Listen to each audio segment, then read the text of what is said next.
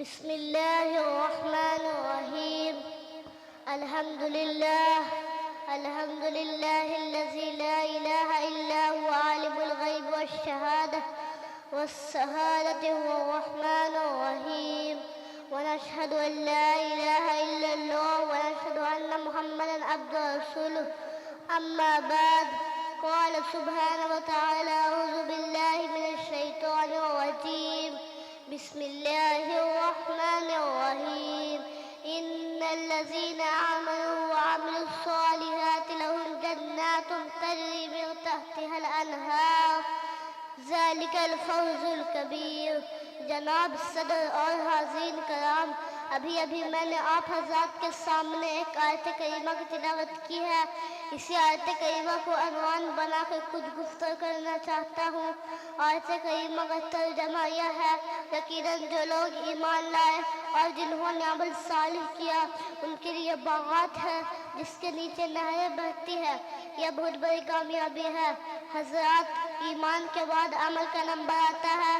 جس طرح باغات کی سرسبزی اور شادابی کے لیے نہروں کی ضرورت ہے، بغیر سینچائی و سیرابی کے درخت سوکھ جائیں گے، پھول مرجھا جائیں گے، اسی طرح ایمان کی درخت کی شادابی اور سرسبزی کے لیے عمل صالح کی شدید ضرورت ہے۔ آج ہمارا اور آپ کی زبان پر ایمان کا نعرہ ہے، مگر اعمال کے میدان میں ہم بالکل کوڑے کاغذ کی طرح ہیں۔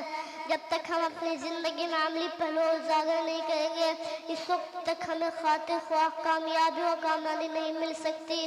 جب تک ہمارا اور آپ کا مشاہدہ ہے کہ جب تک انسان ہاتھ پیر نہیں مارتا، وہ اپنے مقاصد میں کامیاب نہیں ہوتا۔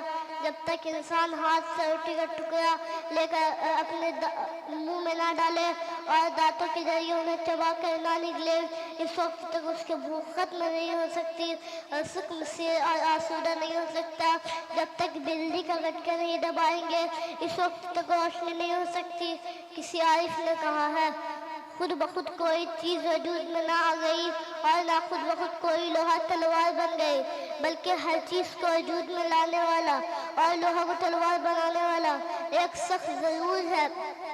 جب ایک چیز پر محنت کی گئی تو ایک مفید کار اور آمد سے وجود میں آ گئی۔ اسی طرح ہر شے کی کامیابی عمل سے ہے۔ صرف زبان سے ہم تلوار تلوار کہتے ہیں اور اس کے لیے کچھ کوشش و محنت نہ کریں تو کوئی لوہا خود بخود تلوار نہ بن جائے گی، اور صرف روٹی روٹی کہنے سے انسان شکر نصیب نہیں ہو سکتا۔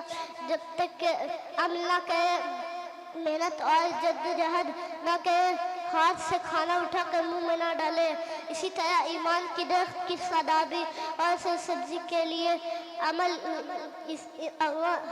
انسان کی اللہ سے دعا کہ اللہ تعالی ہم سب کو عمل کرنے سے زیادہ سننے سے زیادہ عمل کرنے کی توفیق دے۔